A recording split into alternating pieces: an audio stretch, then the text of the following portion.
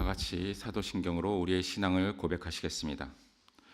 전능하사 천지를 만드신 하나님 아버지를 내가 믿사오며 그 외아들 우리 주 예수 그리스도를 믿사오니 이는 성령으로 잉태하사 동정녀 마리아에게 나시고 본디오 빌라도에게 고난을 받으사 십자가에 못 박혀 죽으시고 장사한 지 사흘 만에 죽은 자 가운데서 다시 살아나시며 하늘에 오르사 전능하신 하나님 우편에 앉아 계시다가 저희로서 산자와 죽은 자를 심판하러 오시리라. 성령을 믿사오며 거룩한 공회와 성도가 서로 교통하는 것과 죄를 사하여 주시는 것과 몸이 다시 사는 것과 영원히 사는 것을 믿사옵나이다. 아멘. 찬송가 13장 부르시겠습니다. 찬송가 13장입니다.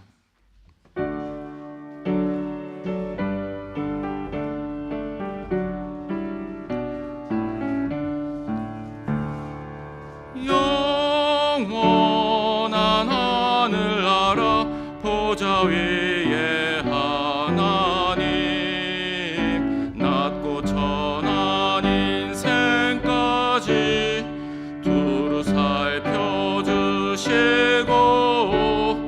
동해하는 심령을 소생시켜 주시니 찬양을 받으소서. 영광의 주 하나님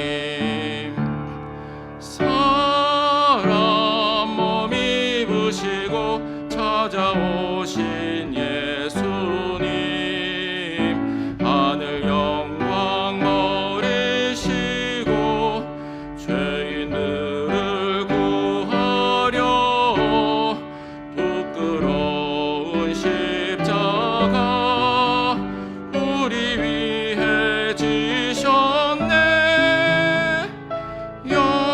영광을 받으소서. 구원의 주 예수님 성도를 돌보시고 위로하는 주 성령 우리 맘에 임하시어 진리 알게 하시고 갈구하는 심령에 충만하게 하시어 성결케 하옵소서. 보혜사 성령이여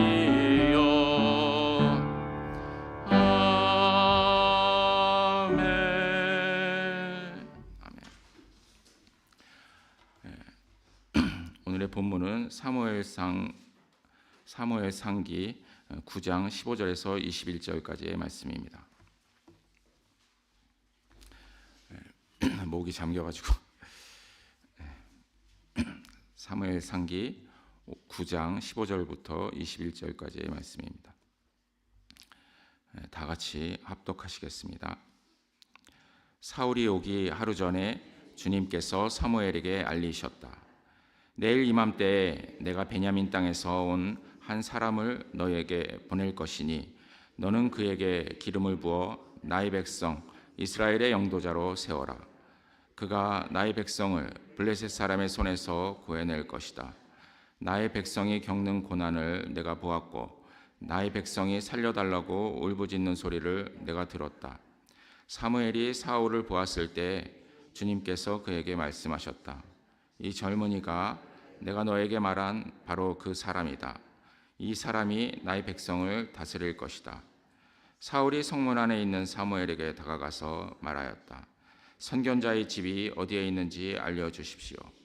사무엘이 사울에게 대답하였다. 바로 내가 그 선견자요. 앞장서서 산당으로 올라가시지요. 두 분은 오늘 나와 함께 저녁을 듭시다. 물어보시려는 것은 내일 아침에 다 말씀드리겠습니다. 그리고 나서 두 분을 보내드리겠습니다. 사흘 전에 잃어버린 암나귀들은 이미 찾았으니 그것은 걱정하지 마십시오. 지금 온 이스라엘 사람들의 기대가 누구에게 걸려 있는지 아십니까? 바로 그대와 그대 아버지의 온 집안입니다. 사울이 대답하였다.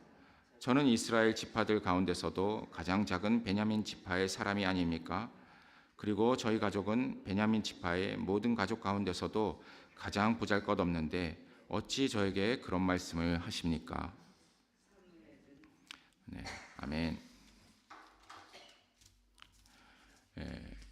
이스라엘 백성들은 사무엘을 존경했습니다. 선지자이자 사사인 사무엘을 존경했습니다. 그러나 사무엘이 그 아들들을 사사로 세웠을 때 그 아들들은 아버지의 길을 따라 살지 않고 돈벌이에 치중하였습니다. 뇌물을 받고 공정치 못한 재판을 하였습니다. 이에 이스라엘의 모든 장로들이 모여서 사무엘에게 이렇게 말합니다. 보십시오. 어른께서는 늙으셨고 아드님들은 어른께서 걸어오신 그 길을 따라 살지 않습니다. 그러므로 이제 모든 이방 나라들처럼 우리에게 왕을 세워주셔서 왕이 우리를 다스리게 하여 주십시오. 사무엘은 그들의 말에 마음이 상하여 주님께 기도를 드렸습니다. 그랬더니 주님께서는 그들의 말에 대해 이렇게 반응하십니다. 백성이 너에게 한 말을 다 들어주어라. 그들이 너를 버린 것이 아니라 나를 버려서 자기들의 왕이 되지 못하게 한 것이다. 이스라엘은 사람이 다스리는 나라가 아니었습니다. 모세와 같은 그러한 사사와 선지자들이 있었지만 그들은 하나님의 말씀을 대행하는 자들이었지 그들이 왕은 아니었습니다. 사사 기드온이 미디안의 손에서 이스라엘을 구원했을 때 이스라엘 사람들은 기드온이 왕이 되기를 원해서 당신과 당신의 아들과 당신의 손자가 우리를 다스리소서 하고 요청을 하였었습니다. 그러나 기드온은 그들에게 내가 너희를 다스리지 아니하겠고 나의 아들도 너희를 다스리지 아니할 것이요 여호와께서 너희를 다스리시리라 이렇게 대답을 합니다. 왕과 사사 그리고 선지자는 어떻게 다를까요? 이스라엘을 이방으로부터 구원하고 시비를 가려서 백성을 재판하는 등 많은 것이 비슷합니다. 그러나 결정적으로 다른 것이 있습니다. 그것은 사사는 세금을 걷지 않고 군대를 조직하지 않으며 백성을 자신의 종으로 만들지 않습니다. 그러나 왕은 이 세 가지를 다 합니다. 그래서 결국 백성들을 울부짖게 하고야 맙니다. 이 말씀이 솔로몬의 아들 르호보암 때 이스라엘에 이루어져서 남북으로 갈리게 됩니다. 하나님께서 너희가 스스로 왕을 택하면 나도 너희들의 기도에 응답하지 않으리라고 말씀하십니다. 바로 하나님의 통치는 우리의 기도에 있습니다. 그럼에도 불구하고 이스라엘 백성들은 우리도 모든 이방 나라들처럼 우리의 왕이 우리를 다스리며 그 왕이 우리를 이끌고 나가서 전쟁에서 싸워야 할 것입니다. 이렇게 말을 합니다. 백성들은 자기들도 이방 나라들처럼 살고 싶어 합니다. 그들 눈에는 그것이 더 좋아 보였습니다. 우리는 이것을 경계해야 합니다. 하나님과의 깊은 교제를 통해 이 세상의 돈이나 문화가 더 좋아 보이지 않아야 합니다. 그렇지 않으면 우리도 하나님을 배반할 수 있습니다. 성경의 인물 중에 이러한 사람이 있습니다. 바로 데마입니다. 그는 사도 바울과 함께 동역하던 사람이었습니다. 그러나 바울을 버리고 갑니다. 바울은 디모데후서에서 이렇게 얘기합니다. 데마는 이 세상을 사랑하여 나를 버리고 데살로니가로 갔고. 데마가 갑자기 세상을 사랑한 것이 아니었을 것입니다. 그는 세상과 하나님 사이에 양다리를 걸치고 있다가 결국 하나님을 버린 것입니다. 이스라엘도 가나안 땅을 제대로 정복하지 못했고 또 가나안 사람들의 신과 문화를 이렇게 받아들여서 양다리를 걸쳤었습니다. 그렇기 때문에 이러한 일이 벌어지게 된 것입니다. 하나님께서는 사무엘에게 너는 그들의 말을 받아들여서 그들에게 왕을 세워주라 이렇게 말씀하십니다. 하나님께서 체념하여서 이렇게 말씀하신 것이 아닙니다. 하나님의 노하기를 더디하심과 참으심을 알 수 있는 대목입니다. 그리고 하나님께서는 왕의 제목으로 베냐민 지파의 사울을 택하셨습니다. 사무엘상 9장은 사울이 사무엘을 만나는 그러한 과정을 자세히 적고 있습니다. 사울이 아버지 기스의 암나귀를 찾는 일을 통해서 자연스럽게 사무엘을 만나게 됩니다. 그러나 이 일은 하나님께서 미리 계획하신 일입니다. 그래서 본문 15절을 보면, 오늘 15절을 보면 사울이 오기 하루 전에 주님께서 사무엘에게 알리셔서 그를 맞이하여 기름을 부어 이스라엘의 영도자로 세우게 하십니다. 그런데 16절을 보면 하나님께서는 당신을 배신한 이스라엘에게 아직도 나의 백성 이스라엘이라고 말씀하십니다. 그리고 나의 백성이 겪는 고난을 내가 보았고 나의 백성이 살려달라고 울부짖는 소리를 들으셨다고 이렇게 말씀하십니다. 그런데 하나님께서는 왜 이스라엘이 고난을 겪도록 놔두시고 고난 후에 구원을 베푸실까요? 이런 일이 벌어지는 것은 한마디로 말하면 이스라엘이 하나님을 믿지 않기 때문입니다.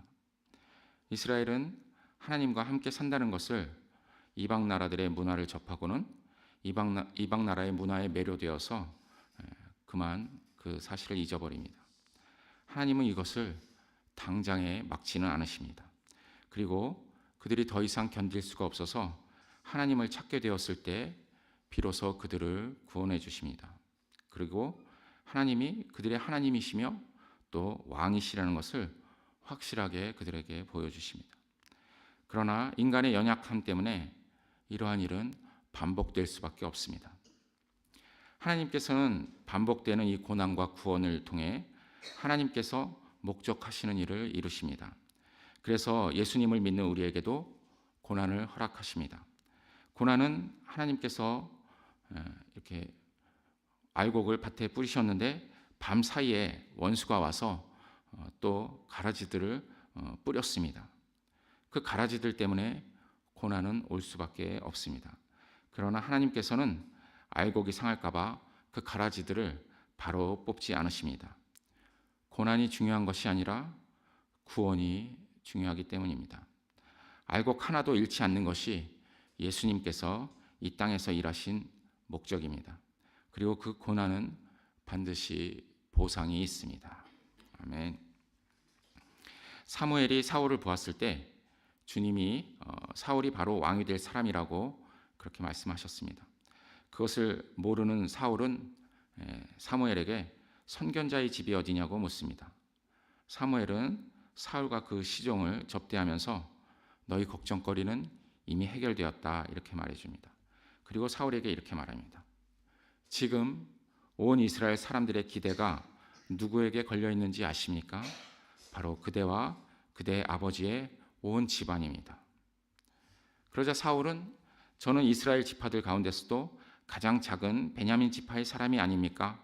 그리고 저희 가족은 베냐민 지파의 모든 가족 가운데서도 가장 보잘것없는데 어찌 저에게 그런 말씀을 하십니까? 라고 의문을 표합니다. 사울의 이 말은 얼핏 보면 겸손의 말 같기도 합니다. 그러나 사울의 입장에서는 당연한 이야기일 수 있습니다. 왜냐하면 당시의 베냐민 지파는 그 수가 얼마 되지 않았습니다. 사사기 20장 21장에서 일어난 그 사건 때문입니다. 베냐민 지파의 불량배들이 한 레위 남자를 범하려 하다가 결국 그 첩을 윤간하여서 죽인 일이 있었습니다. 그 일 때문에 온 이스라엘이 베냐민 지파를 공격하였습니다. 그래서 베냐민 지파가 겨우 600명 정도만 살아남게 되었습니다. 이게 사울의 때에는 그것이 얼마 되지 않았을 것이기 때문에 그 베냐민 지파는 그 세력을 회복하지 못했을 것입니다. 그러나 하나님께서는 세력이나 능력으로 사람을 세우시지 않습니다. 사람들의 눈에 작고 별 볼 일 없어 보이는 그러한 사람들을 세우십니다. 사울은 인물이 뛰어났다고 성경이 그렇게 말씀하십니다. 우리가 흔히 이제 세상에서 하는 말이 있습니다. 남재여모. 남자는 능력, 재능이고 여자는 외모다. 이러한 말씀이 있습니다. 그러나 이 사울의 능력은 사실 검증되지 않았습니다. 집안도 함의합니다. 그런데 하나님께서는 바로 그러한 사울을 쓰십니다. 다윗도 그러한 사람이었습니다. 유다 지파에 속한 사람이었지만 집안에서는 인정받지 못하던 그러한 어린 소년이었습니다. 또 예수님도 마찬가지입니다. 이사야는 메시아의 모습을 이렇게 설명을 합니다. 그는 주 앞에서 자라나기를 연한 순 같고 마른 땅에서 나온 뿌리 같아서 고운 모양도 없고 풍채도 없은즉 우리가 보기에 흠모할 만한 아름다운 것이 없도다. 또한 예수님께서는 촌사람 12를 세워서 이스라엘의 기둥으로 삼으셨습니다. 우리의 왕은 오직 한 분이신 예수 그리스도이십니다. 하나님께서 아들을 보내시어 그를 왕으로 세우셨습니다. 그분은 하나님이시며 또 그분만이 왕의 자격이 있습니다. 그리고 그분은 보잘것없는 우리를 구원하시고 주 안에서 왕 같은 제사장으로 우리를 세우셨습니다. 그리하여서 이 땅을 통치하십니다. 하나님께서 이 땅을 어떻게 다스리신다고요? 우리의 기도로 이 세상을 다스리십니다. 사람이 왕이 되는 방법은 단 한 가지입니다. 바로 주 안에 있는 것입니다. 주 안에서 고난을 통해 성장하고 온전해지며 또 결국엔 순종하게 되는 그러한 것입니다. 그러면 주와 함께 왕 노릇을 한다고 성경은 약속하고 있습니다. 우리 모두 주와 함께 왕 노릇하게 되는 주님의 자녀들이 되기를 주님의 이름으로 축원합니다.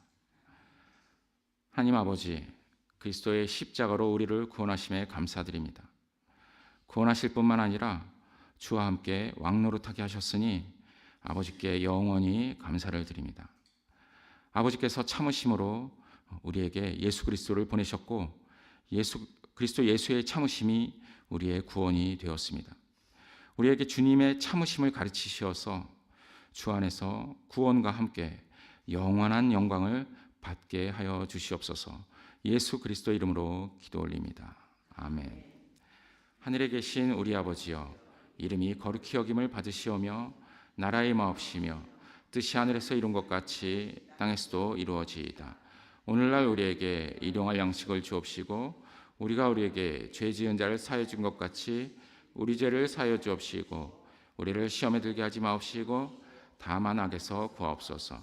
대개 나라와 권세와 영광이 아버지께 영원히 있사옵나이다. 아멘.